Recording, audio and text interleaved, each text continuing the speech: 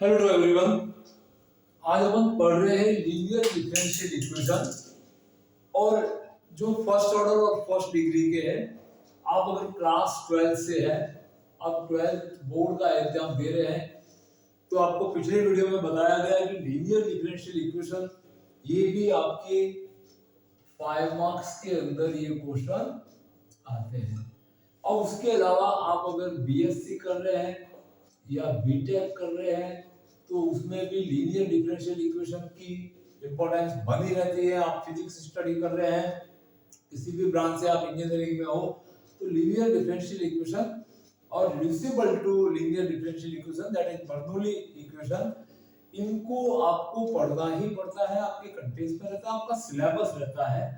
और विशेष तौर पर यहाँ पे अब आपको समझाया जो जा रहा है कि आप पहचान कैसे करेंगे कि ये लीनियर डिफरेंशियल इक्वेशन है। अब इस वीडियो को क्लास 12 और डिग्री या इंजीनियरिंग के लिए सबके लिए एक ओवरऑल यूजफुल बनाने के लिए इसमें सबसे पहली शुरुआत की जाती है कि आइडेंटिफिकेशन, दैट मींस यहाँ पे जैसे ये इक्वेशन लिखी हुई है, इसमें लीनियर कौन सी इक्वेशन है, first order and first degree की, इसका पता कैसे चलेगा। और लीनियर है तो y की लीनियर है या x की लीनियर है, इसका क्लासिफिकेशन करना आपको आना चाहिए कि आपके पास जो इक्वेशन है वो y एज अ लीनियर या x as a linear form में है। तो इसका पता करने के लिए वेरी सिंपल लॉजिक रहती है। अगर आप एग्जाम देते समय पता करना चाहते हैं या आप 12th बोर्ड का एग्जाम दे रहे हैं, तो 12th बोर्ड के अंदर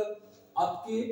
3 टाइप्स की डिफरेंशियल इक्वेशन सिलेबस में होते हैं। तो 12th लेवल पे आप दे रहे हैं जो सेपरेबल होता है, होमोजेनियस और लीनियर। 12th के वालों को ये सजेस्ट किया जाता है पहले होमोजेनियस की टेस्ट करिए। होमोजेनियस की टेस्ट आपकी सबसे आसान होती है। अब लीनियर में आते हैं तो आपको ये देखना है कि कौन सी वेरिएबल 1 पावर के साथ में सिंगल टाइम्स यूज हुई है। मेरे कहने का अर्थ ये है कि जैसे ये आपकी फर्स्ट इक्वेशन है, इसमें 2 प्रकार की वेरिएबल है, x और y। आपको ये देखना है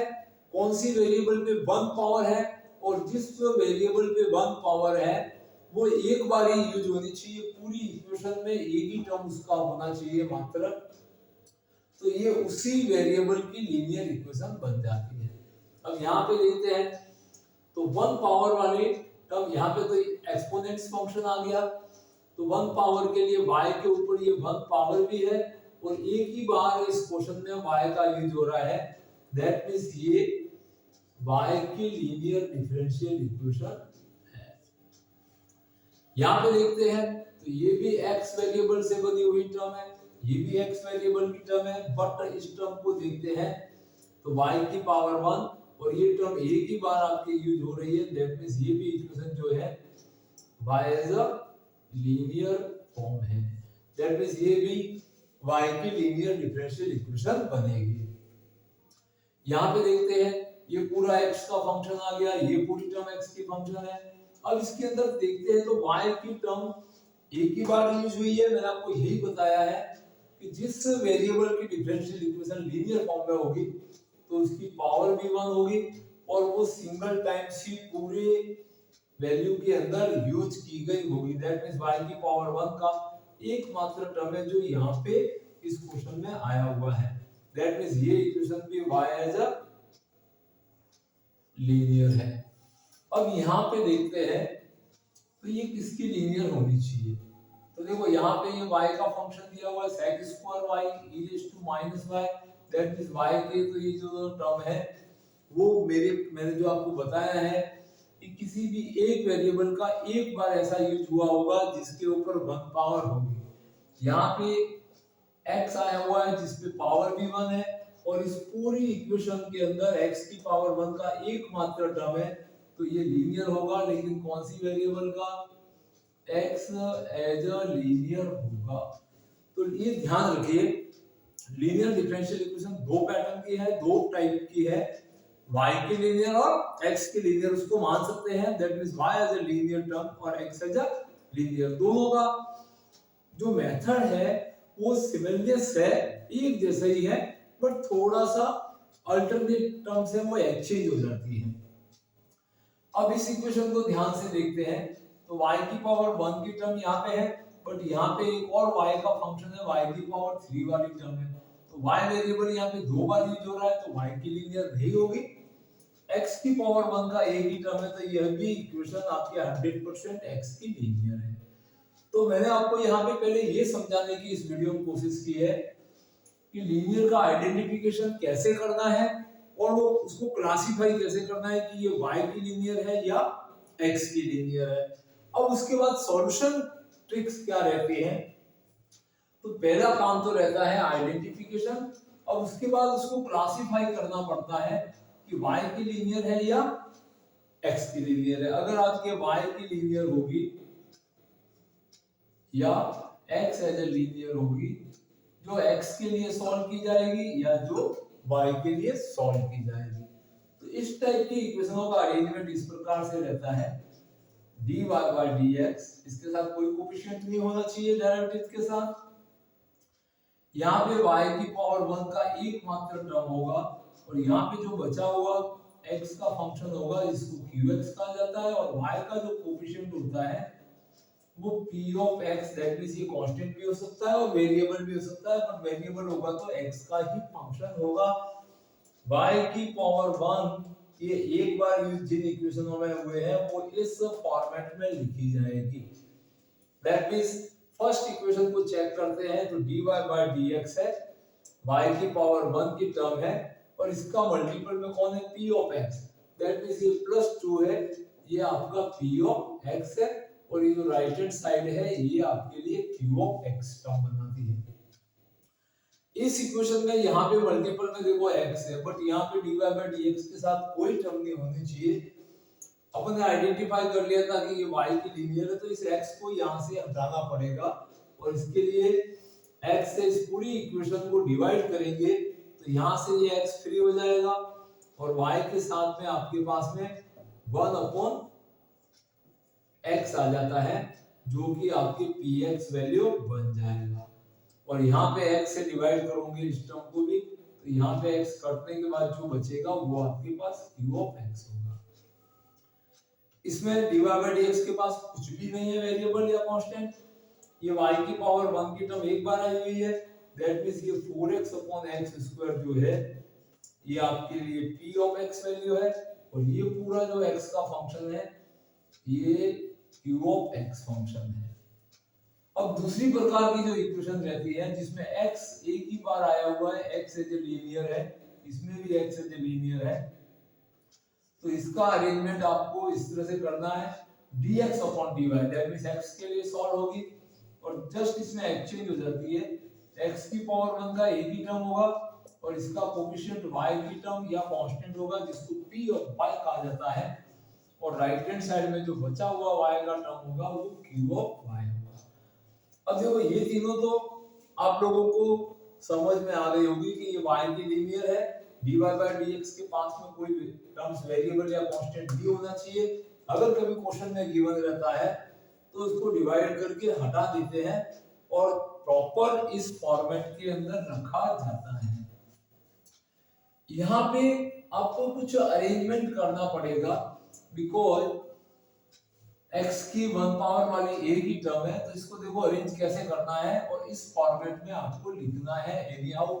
किसी भी तरीके से आपको इसको अरेंज करना है। तो आप पहले इस dy x dy को राइट हैंड साइड में भेजेंगे, फिर dy को कॉमन लेके फिर dy कहाँ जाएगा इसके डिनोमिनेटर में, बाकी जो बचेगा उसको इस तरीके से आपको लिखना है, या आप सीधे ही dy से पूरी इक्वेशन को डिवाइड करते हैं तो ये भी कैंसिल हो जाएगा, ये भी कैंसिल हो जाएगा और यहाँ पे dx upon dy आ जाएगा। तो देखते हैं हम आइडेंटिफिकेशन के बाद इसका अरेंजमेंट कैसे करना है उसके बारे में कुछ जानकारी लेते हैं।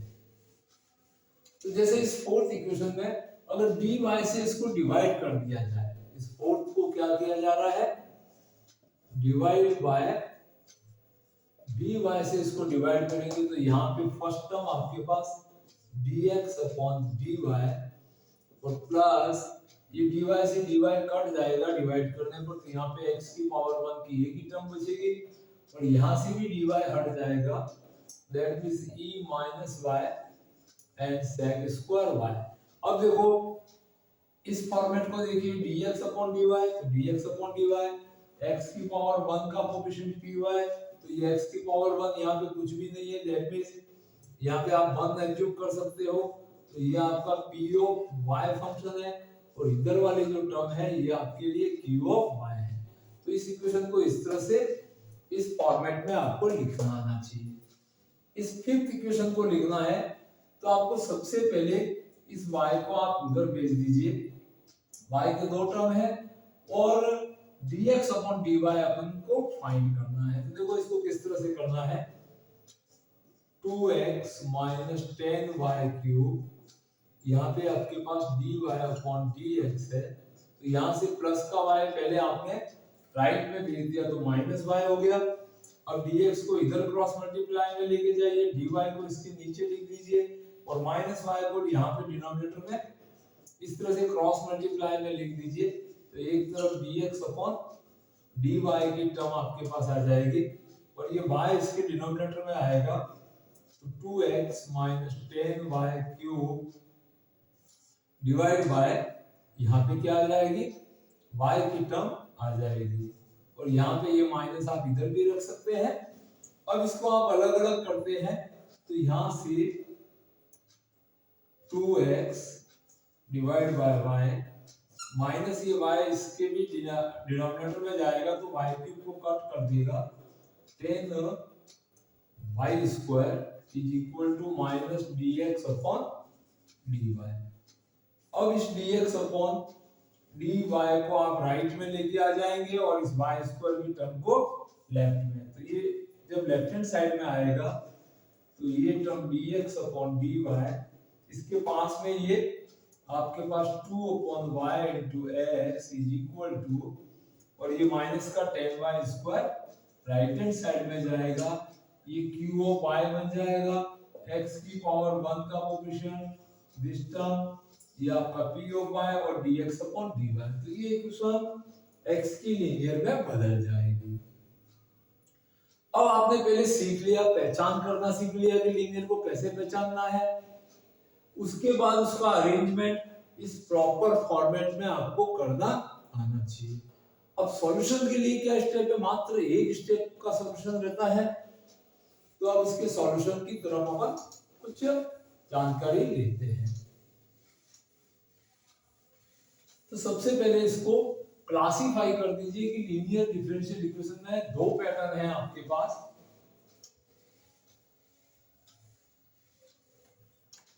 तो आप इस तरह से इस चैप्टर को तैयार करना है, इस एक्सरसाइज को, कि y एज ए लीनियर या x एज अ लीनियर आपके पास में कौन सी गिवन कंडीशन में है। तो y लीनियर रहता है तो अभी बताया गया था कि dy by dx plus p of x into y is q of x रहता है, और x एज ए लीनियर है तो dx upon dy plus p of y and x की पावर 1 की एक ही टर्म रहती है और यहाँ पे q ऑफ y रहता है। तो सबसे पहले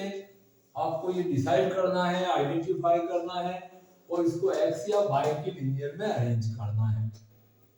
कुछ इक्वेशन ऐसी भी रहती है जिनको x की लीनियर भी बना सकते हैं, y की लीनियर भी बना सकते हैं और कुछ अल्टरनेट मेथड से भी सिंपलीफाई किया जा सकता है। तो उनको छोड़ के